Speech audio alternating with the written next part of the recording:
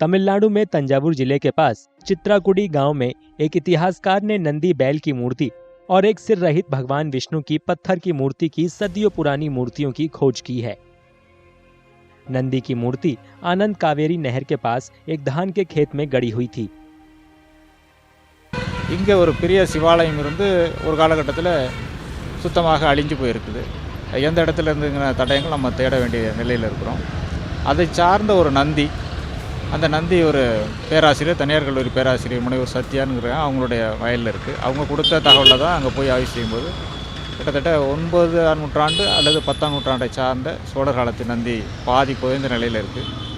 அங்கேருந்து ஒரு 200 மீட்டர் தொலைவில் பக்கத்தில் ஓடக்கூடிய ஆனந்த காவேரி வாய்க்கால், அங்கே ஒரு விஷ்ணு சிற்பம் தலை உடைஞ்சு ஒரு கை உடைஞ்சு அதுவும் பாதி புதையுண்ட நிலையில் இருக்குது.